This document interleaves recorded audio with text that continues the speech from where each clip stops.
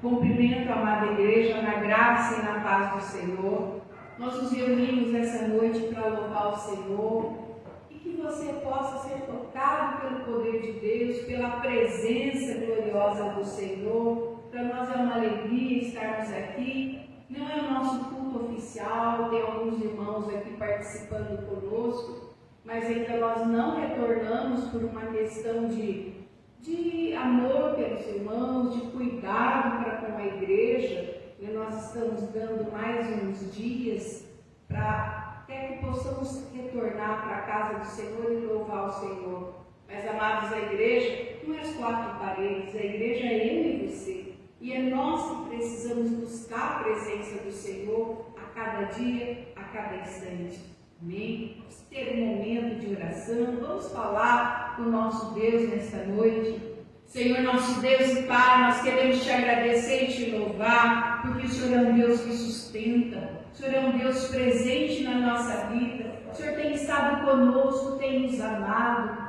Te agradecemos e te louvamos por tudo, Senhor. E nesta noite, ó, Senhor, vem ministrar no nosso coração o teu querer, a tua vontade.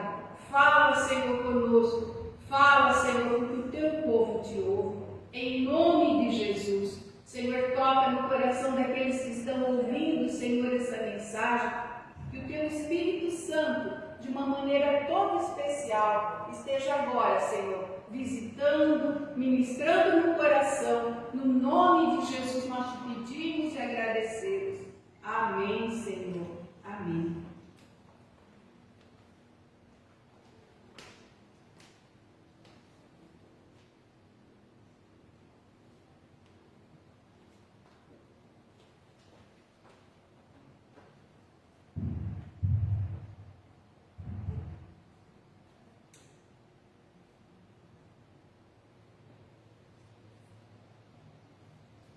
Boa noite, graça e paz a todos os irmãos.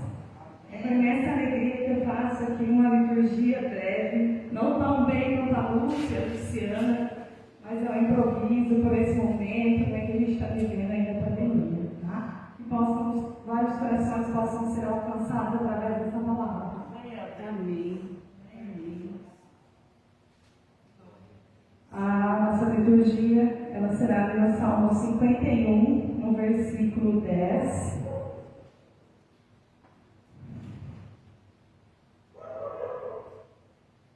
Glória a Deus, aleluia, aleluia. Certo? Amém, irmãos? Amém. Então, lá no versículo 10, Davi diz assim: ó Deus meu, cria em mim um coração puro e renova dentro de mim um espírito inabalável, um espírito reto. Amém? Olha que bênção. As declarações de Davi nesse salmo, como a gente pode observar, né, que a gente vê que o coração dele estava em pleno arrependimento, né, por tudo que ele havia feito de errado, né, na questão do adultério, na questão de ter assassinado Urias, né. E ele se arrepende não somente, né, ele não está envergonhado, não somente pelos seus erros, né, que tinham sido ali descobertos, que estavam para vir em público, né, mas sim no momento em que ele sabia que tinha entristecido o coração do Senhor, o nosso Deus, né. Ele pede a Deus duas coisas neste versículo. Ele pede um coração puro, né, e também que renova o seu espírito e os deixe reto, assim como o coração de Deus.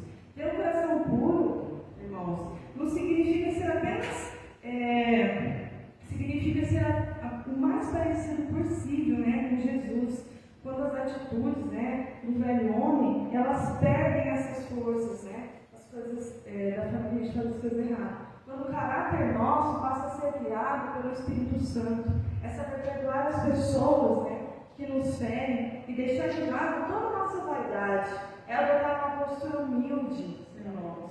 É o ter também um coração pensando mais nas coisas eternas, né, do que nas coisas que o mundo lá fora nos oferece.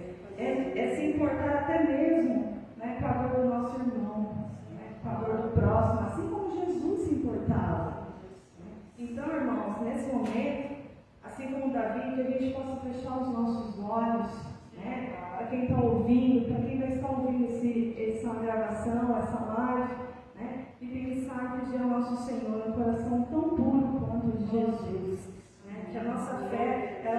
seja somente condicionada na circunstância, mas sim consolidada na verdade que é Jesus, o nosso Senhor, o nosso Salvador. Amém? Então, que a graça da nossa vida possa sempre ser Jesus, a nossa melhor escolha dentro de tudo aquilo que a gente faz sempre. Então, irmãos, eu gostaria de perguntar para vocês, qual é o lugar que vocês têm ido para encontrar Jesus? Para falar com Ele, né? Então, saibam vocês, filhos, todos nós, Jesus, né? Ele morreu por nós, Ele deu a vida por nós, tudo para estarmos aqui. Então, que você possa ir naquele lugar onde você buscar Jesus e ter o seu encontro todas as noites, todas as manhãs e todas as horas que vocês buscam. Amém, irmãos? Amém. Glória a Deus. Então vamos louvar o Senhor com todo o coração nesse momento, se arrependendo daquilo que a gente não fez de bom. Esse é o momento. Vamos preparando o nosso coração. Amém? Glória a Deus. Aleluia. Glória a ti, Senhor. Aleluia.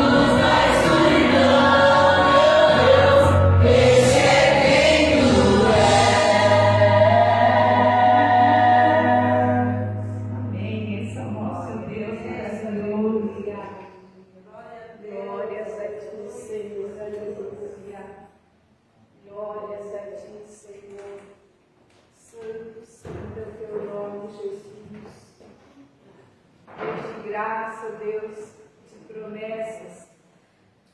Eu quero, nesta hora, compartilhar a palavra do Senhor. Microfone, não tem problema.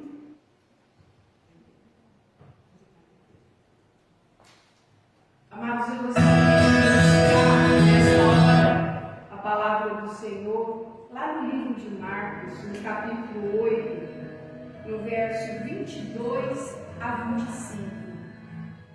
E a palavra do Senhor diz assim: Então chegaram a Betsaida e lhe trouxeram um cego e pediram a Jesus que tocasse nele. Jesus, tomando o cego pela mão, levou-o para fora da aldeia. Então cuspiu nos olhos o homem e, impondo-lhe as mãos, perguntou: Você vê alguma coisa? E o homem, recuperando a visão, respondeu: Vejo pessoas, mas elas parecem árvores que andam. Então Jesus novamente pôs as mãos sobre os olhos dele, e o homem, passando a ver claramente, ficou restabelecido e distinguia tudo de modo perfeito. E Jesus mandou para casa, recomendando-lhe: Não entres na aldeia. Senhor, a tua palavra foi lida. Agora, Pai, nós te pedimos em nome de Jesus. Fala, Senhor, conosco através do teu Espírito Santo e ministra no coração de cada um o teu querer, a tua vontade. Em nome de Jesus nós te pedimos. Amém, Senhor. Amém. Amados, não foi a primeira vez que Jesus esteve em Betsaida. Não foi a primeira vez que ele também curou um cego. Esse foi apenas um dos muitos que ele curou durante o ministério dele. Porém, quando ele passou por Betsaida, lá em Lucas capítulo 10, no verso 13, ele diz algo veemente. Ele repreendeu grandemente as pessoas que moravam lá em Betsaida. Lá ele diz assim: Ai de Corazim, ai de ti, Betsaida, se em Tiro e Sidom se houvesse feito os milagres que em ti foram feitos, há muitos teriam se arrependido. Amados, quando o Senhor fala de Betsaida, era uma cidade ali na Galileia, em volta do mar ali da Galileia, ali muito perto de Betsaida, Corazim. E amados, ali havia um povo de um coração muito duro, um povo que conhecia Deus, que ouviu falar de Deus, tinha até um certo temor de Deus. No entanto, eles tinham, na mistura de povos e de raças que haviam ali, eles aprenderam costumes de outros povos, de adorar outros deuses, de cada um ter a sua imagem dentro de casa, crendo que aquilo ia guardar, que aquilo ia prosperar. No entanto, o Deus da Bíblia é o único Deus, não tem outro além dele. Ele é o Criador, ele que é o Senhor, ele que criou e formou todas as coisas. E amados, aquele povo havia aprendido o costume de outros povos. Eles, de uma certa forma, eles conheciam a Deus, mas ao mesmo tempo viraram as costas para Deus. Eles queriam as bênçãos que Deus tinha para dar, no entanto, não queriam compromisso com Deus. Por isso veio no meio deles peste, veio fome, veio guerra, veio doenças, veio pragas, para que eles voltassem a se arrepender e a buscar o Senhor de verdade. Mas quando a gente olha lá no Antigo Testamento as coisas que aconteciam, de repente nós percebemos que às vezes no nosso meio, no nosso mundinho aqui, no nosso momento, né, na nossa contemporaneidade, nós percebemos que acontece muito disso. Eles estavam buscando a Deus de uma certa forma, criam em Deus, no entanto eles serviam a Deus do jeito deles, eles queriam servir do jeito que desse, eles queriam servir a Deus, buscar a Deus, mas viver do jeito que eles estavam. Eles não queriam ter mudança de vida, eles não queriam ter transformação de vida. E amados, hoje não é tão diferente. Hoje nós vemos pessoas que buscam Deus, mas não quer compromisso com Deus, quer apenas a bênção. Um dia conheci um senhorzinho, ele era o porteiro da igreja dele, então ele ficava ali no portão recebendo as pessoas que vinham no culto. E ele compartilhou comigo uma experiência. Ele disse que ele estava ali para receber os irmãos, os visitantes. E passou um senhor na rua e disse assim para ele: aqui é a igreja que dá carro, que dá casa. Ele falou: não, aqui nós pregamos salvação. Ele falou: então eu não quero. E seguiu a rua em frente, seguiu e foi embora. Amados, quantas pessoas servem a Deus pelos benefícios que sabem que Deus vai dar? Quantas pessoas, amados, faz as suas correntes de orações e é abençoado, é curado, Deus abre as portas do trabalho. Quando ele consegue a bênção, ele dá no pé.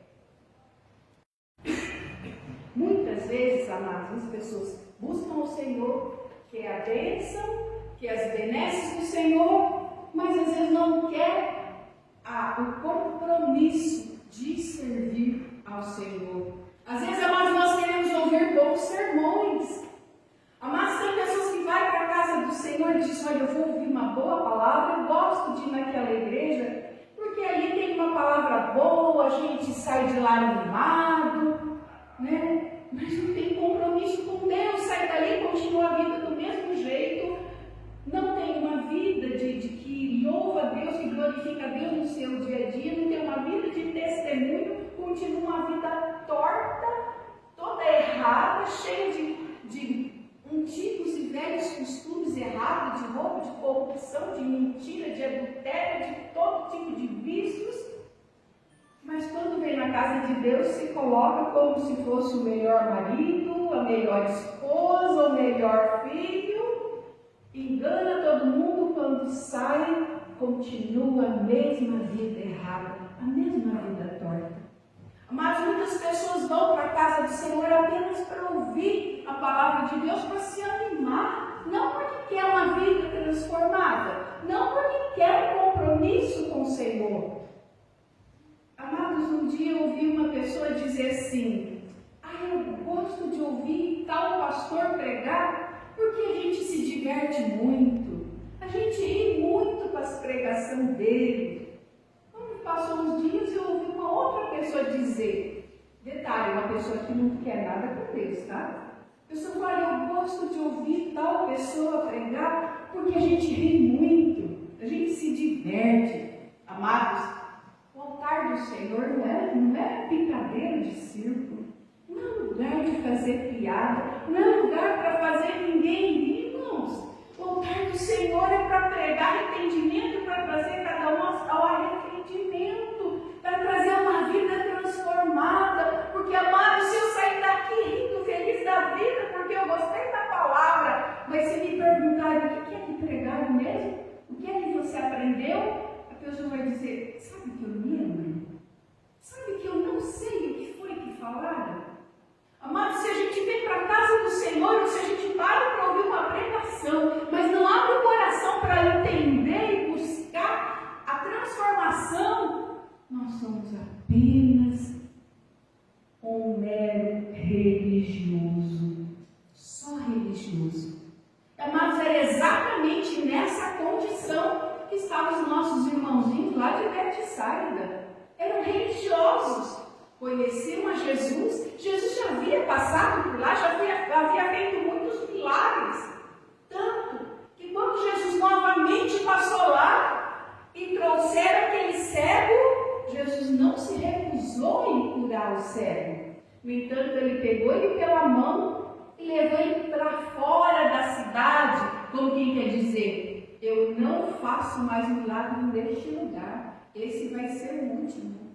Digamos assim, terminou a chance, eu não vou mais curar, porque o coração deles é duro. Eles viram o teu poder e, no entanto, não se arrependem dos seus pecados. Mas foi nessa condição que o Senhor curou aquele cego. E fora da cidade, para que não tivesse nenhuma plateia, para que não houvesse as pessoas, opa, Jesus está lá, vamos todo mundo lá para ser curado. Amados, Jesus curou, Jesus libertou, mas o ministério dele maior foi trazer arrependimento, igual João Batista. Arrependimento, salvação. Foi para isso que ele veio. E amados, eu gostaria de estar ministrando hoje, não só sobre a questão do arrependimento, que a gente tem que buscar essa vida de arrependimento, de mudar a nossa vida. E amados, quando eu falo em arrependimento, não é só aquele arrependimento que faz, Senhor, semana passada eu falei mal de alguém, na semana passada eu fiz uma coisa muito errada, aí eu estou arrependido. Não, irmãos, não é um pecado só novo, é um pecado antigo também. É um pecado antigo. Amados, quantas pessoas se casou, mas antes de oficializar, muitas vezes foi para a cama com o marido ou com a esposa e não teve arrependimento. Não, só fala, Senhor, perdão. Amados, é mais do que isso. Arrependimento dentro de nós, irmãos, traz um peso de falar, Senhor, o Senhor me perdoa, porque eu estava na minha ignorância de não te conhecer direito, Senhor. Estava na minha ignorância de não buscar a tua presença, Senhor. Então me perdoa, Senhor.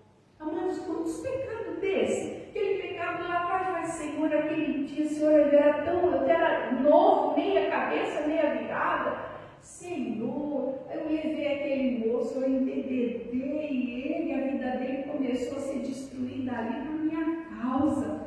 Irmãos, quantas vezes isso passou, ficou no esquecimento, a pessoa vem para Jesus, se converte e não se arrepende do pecado lá de trás. Porque uma coisa a gente fala, Senhor, eu me perdoa. Outra coisa, irmãos, é a gente trazer a nossa memória um arrependimento sincero de saber aonde realmente falhou, aonde realmente tropeçou.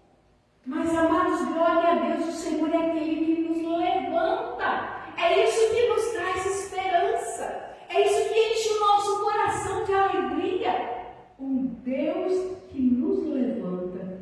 Um Deus que muitas vezes, irmãos, nos traz a memória. Quando a gente está orando, o Senhor nos puxa muitas vezes na nossa mente e nos puxa lá atrás. A gente se lembra de algumas cenas, de algum acontecimento, e a gente novamente tem que consertar diante do Senhor. Às vezes arrepender daquilo que fez lá atrás. Por isso, amados, muitas vezes os nossos olhos estão cegos. Mas observe que Jesus, a primeira atitude dele, ele tocou, ele fez saliva, apontou os olhos daquele cego com saliva e perguntou para ele, o que vês? O que você está vendo? Amado, a primeira vez o Senhor já untou nossos olhos, quando a gente aceitou Jesus e veio para Jesus. Ali ele untou os nossos olhos, ali ele abriu os nossos olhos e ele pergunta, o que você vê? O que você está vendo? Você está vendo a tua vida, o mundo com uma clareza muito grande, vendo aos erros, as falhas, onde precisa ter acerto, onde ter conserto na tua vida, aonde você reconhece as falhas e vê que precisa acertar diante de Deus? Amados, às vezes os nossos olhos ainda estão meio que vendo as coisas de uma maneira opaca. Às vezes a gente está se acostumando e aceitando migalhas, quando Deus tem um banquete para nos dar. O Senhor não tem para nós só uma vidinha de crentezinho, de cristãozinho, assim, vai na igreja, volta para casa e vai e tal. Amados, o Senhor tem muito mais para nos dar. É essa vida de comunhão, de intimidade. Observa, para pensar e põe em prática. O dia que você estiver na rua com o seu carro e você precisa estacionar, ora, fala, Senhor, prepara uma vaga para mim, por favor, em tal lugar ali por perto, por favor, Senhor. Pode ir lá, tua vaga está lá separada. Ou às vezes você está chegando com o carro, alguém está saindo. Tenha essa experiência. Amados, muitas vezes o Senhor tem tanta bênção para dar, que a gente esquece de pedir. A gente diz, ó Senhor, o Senhor é o Senhor da minha vida, mas nas mínimas coisas não busca a direção dEle para aquilo que precisa. Muitas vezes nós achamos assim, não, eu vou, eu faço, eu aconteço, eu resolvo. E às vezes não resolve nada, não consegue nada, porque não pediu para Jesus ir à frente. Porque ainda os nossos olhos, irmãos, estão opacos. Nós não conseguimos ver a grandeza do poder de Deus e do mover de Deus na nossa vida. Não deixamos o Senhor tocar de uma maneira plena. Às vezes ainda estamos como religiosos. Amados, no segundo momento, quando Jesus tocou nos olhos daquele cego, quando tocou nos olhos do cego, irmãos, ele perguntou, o que vês? Ele disse, eu vejo tudo. Lá, amados, lá no verso 25, então Jesus novamente pôs as mãos sobre os olhos dele, e o homem, passando a ver claramente, ficou restabelecido e distinguia tudo de modo perfeito. Glória a Deus, aleluia. Amados, o Senhor quer tocar nos teus olhos. O Senhor quer transformar o teu coração. Amados, nossos olhos às vezes não estão vendo a vida, as situações com clareza. Às vezes nós olhamos de maneira ofuscada. Você, quando está com óculos, que é tão terrível você ter que usar isso aqui, misericórdia, é tão duro acostumar. Mas quando você está numa panela fazendo alguma coisa, ou até mesmo hoje tendo que usar máscara, você tenta respirar e embaça tudo o óculos, aquela dificuldade. É tão difícil olhar uma lente embaçada, não é? A gente não consegue andar com óculos com a lente embaçada. Tudo sujo, todo impregnado de alguma fuligem, alguma coisa, a gente não consegue ver direito. Mas a coisa é mais gostosa quando limpa, quando lava aquela lente, coloca assim, vê tudo limpinho, bonito, com clareza. É uma diferença tão grande que dá. E na nossa vida espiritual é exatamente a mesma coisa. Quando nós não deixamos o Espírito Santo nos tocar, quando nós não pedimos para o Senhor tocar os nossos olhos, nós vemos apenas como se fossem vultos. Nós não vemos a situação ou a vida realmente como está. Porque muitas vezes, irmãos, a amargura da vida, o nosso dia a dia, as nossas lutas, às vezes nos impede de olhar para Jesus e olhar e buscar Ele de verdade. Enquanto a gente olhar para a nossa luta, para a nossa dor, para a nossa dificuldade, a gente não consegue olhar para o Senhor com clareza. Mas quando a gente olha para o Senhor, irmãos, quando a gente pede para o Senhor tocar nos nossos olhos, tocar na nossa alma e nos fazer ver mais longe, enquanto nós não fizermos isso, os nossos olhos vão ser embaçados.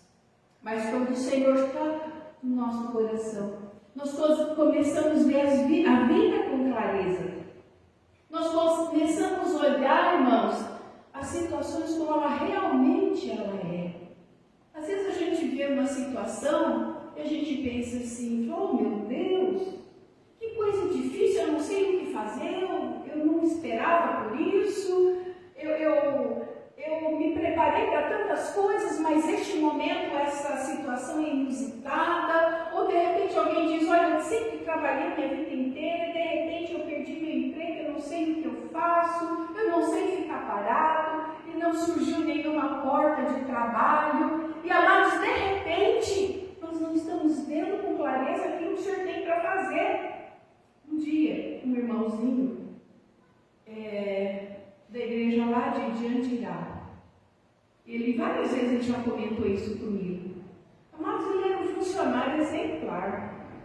Ele, durante, nem me lembro quantos e quantos anos, mais de 10 anos, ele nunca faltou um dia no trabalho, ele nunca chegou atrasado um minuto. Ele era aquele funcionário. De repente, só que ele vivia para o trabalho. Não tinha domingo, não tinha feriado, não tinha dia, não tinha noite. Ele trabalhava o tempo todo. E aí um dia, conversando com ele, e ele falando do trabalho, né, e tal, e ele nem sempre conseguia estar na igreja, aí um dia eu falei, não, o irmão tem endeusado o seu trabalho, o irmão tem deixado a tua família de lado por causa do trabalho. E não demorou muito, ele perdeu o emprego. Aí, mas foi tão interessante que ele falou, e eu falei, e quando ele perdeu o emprego, ele comentou comigo, daí eu novamente falei, mas irmão, o irmão estava assim idolatrando o teu trabalho mais do que a Deus. E você não estava assim olhando para a tua família como deveria. E ele falou que aquilo no coração dele não caiu bem. Ele saiu meio que ele não falou nada para mim na hora, mas ele ficou bravo. Dentro dele aquilo revolvia e ele ficou muito bravo. Amados, passou um tempo, ele caiu na real. E Deus foi abrindo portas para ele, porque, irmãos, quem trabalha, Deus, a porta está sempre aberta. Para o trabalhador sempre, de um jeito ou de outro, Deus vai abrindo as portas. Amados, ele disse para mim, pastora, eu te agradeço por aquilo que você falou. Eu te agradeço porque minha vida foi mudada. Hoje eu vejo com clareza o que eu era uma idólatra. Eu falei, eu idolatrava meu trabalho, meus patrões. Hoje eu tenho minha família mais tempo perto de mim. Hoje eu posso curtir minha família, hoje eu posso servir a Deus do jeito que eu quero, porque antes eu não conseguia. Mas eu louvo a Deus, porque Deus abre os nossos olhos. Amados, o Senhor abriu os olhos do nosso irmão e ele viu que realmente ele precisava desse mover de Deus na vida dele. E hoje, irmãos, ele continua sendo uma bênção. Amados, nós precisamos pedir que o Senhor abra os nossos olhos, que o Senhor tire a nossa cegueira, que a gente não seja um religioso cego ainda por cima, mas que a gente possa olhar claramente aquilo que o Senhor tem preparado para nós. Olharmos claramente como é a nossa vida diante de Deus e as maravilhas que Ele tem para nos dar e operar na nossa vida. Porque Ele não mudou, Ele não vai mudar, Ele vai ser o mesmo Deus, o Deus que ajuda, o Deus que levanta, o Deus que sustenta, o Deus que nos abraça, o Deus que supre a necessidade, um Deus que chama a existência aquilo que não existe, o Deus que conhece o nosso ser mais profundo, mais do que nós mesmos. Ele continua sendo esse Deus maravilhoso. Então, amados, peça para o Senhor tocar no teu coração, peça para o Senhor abrir os olhos do teu coração, para que você veja a glória e o poder de Deus. Não se contente, irmãos, com pouca coisa. Não se contente no sentido espiritual, eu digo. Não se contente a ser apenas aquele que vem à igreja, mas que não faz a diferença em lugar nenhum, que não faz diferença na vida das pessoas. Não se contente em ser assim. Deixa o Senhor te tocar e seja esse instrumento de poder na mão do Senhor. Deixa o Senhor fazer de você um instrumento para a glória do nome do Senhor, para que você possa contar as maravilhas do Senhor, para que um dia você ouça alguém dizer, olha, lá no meu trabalho tem uma irmã que é uma bênção. Ela falou de Jesus para mim, minha vida foi transformada. Olha, tem um homem lá que trabalha comigo, ele é uma bênção. Ele falou de Jesus para mim, e eu olho e orou por mim, minha vida foi transformada. Irmão, seja esse instrumento de poder na mão do Senhor. Seja essa igreja que não fique só nas quatro paredes, mas essa igreja que sai para contagiar o mundo com a palavra de Deus, com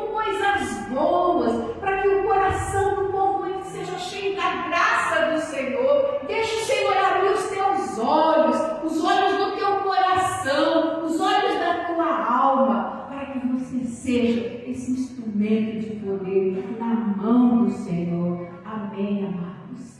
Amém. Vamos ter uma palavra de oração. Amado, se essa palavra tocou teu coração, se muitas vezes você se sente cego, se muitas vezes você ainda não experimentou o poder de Deus em toda a sua grandeza, se você ainda não se despiu diante do Senhor, do teu ser inferior, para confessar a tua vida, os teus sentimentos, suas falhas, as contar para Deus as coisas boas, as coisas ruins também.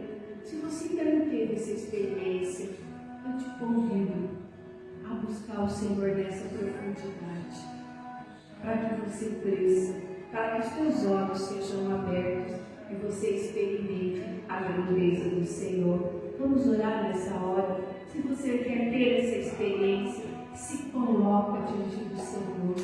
Deixa Jesus abrir os teus olhos, para que você não veja vultos, mas veja o poder e a glória do Senhor. Amém? Senhor nosso Deus e Pai, nós te agradecemos, te louvamos, te glorificamos, porque grandes coisas o Senhor tem feito. Pai, o Senhor não mudou. O Senhor é mesmo Deus maravilhoso, o Deus poderoso, que trata tuas filhas como princesas e trata os seus filhos como príncipe. Senhor da glória, agora em nome de Jesus eu te peço, toca, Senhor amado, deixa o coração aberto, toca nesta vida agora. Espírito Santo de Deus, toca nos olhos, Senhor, toca na mente, toca no coração, Senhor. Faça nova todas as coisas, Pai, na vida dessa pessoa que está ouvindo agora essa mensagem.